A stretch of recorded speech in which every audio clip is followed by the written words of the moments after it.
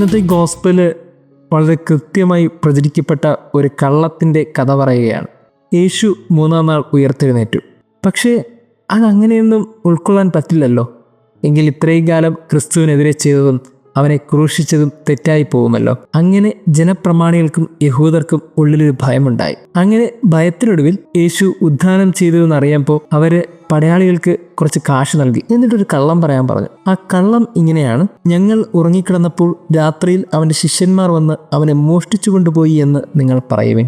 അവര് ആ കള്ളം അതുപോലെ പറഞ്ഞു. വചനം അവസാനിക്കുന്നത് ഇങ്ങനെയാണ്: ഇത് ഇന്നും യഹൂദർക്കിടയിൽ പ്രചാരത്തിലിരിക്കുന്നു. ചില കള്ളങ്ങളൊക്കെ അങ്ങനെയാണ്. തേച്ചാലും മാച്ചാലും മായില്ല എന്ന് പറയുന്നവർ കരുതും. പക്ഷെ എല്ലാം അങ്ങനെ മൂടി വെക്കാനൊന്നും പറ്റില്ലല്ലോ. പ്രിയമുള്ളവരെ, നമ്മൾ ഓരോരുത്തരും ക്രിസ്തുവിൻ്റെ കാര്യത്തിൽ മാത്രമല്ല നമ്മുടെ കാര്യത്തിലും ചിന്തിക്കേണ്ടത് ഇത് തന്നെയാണ്. ചില കള്ളത്തരങ്ങളൊക്കെ മനുഷ്യരിങ്ങനെ മെനഞ്ഞെടുത്ത് അതിങ്ങനെ പറഞ്ഞ് പരത്താൻ ഒത്തിരിയേറെ ആഗ്രഹിക്കും. ചില കള്ളത്തരങ്ങളൊക്കെ കള്ളങ്ങളായി മാത്രം നിൽക്കുമെന്ന് ഇന്നത്തെ സുവിശേഷം നമ്മളെ പഠിപ്പിക്കുമ്പോൾ എന്തിന് നമ്മൾ ഭയപ്പെടണം? ആരെ ഭയപ്പെടണം? മനുഷ്യരൊക്കെ മെനയുന്നതൊക്കെ മെനഞ്ഞുകൊള്ളട്ടെ. അതിനിടയിൽ സത്യത്തിന് എല്ലായ്പ്പോഴും ക്രിസ്തുവിൻ്റെ മുഖമാണ്. കാരണം അവൻ തന്നെ പറഞ്ഞല്ലോ, ഞാനാണ് വഴിയും സത്യവും ജീവനും.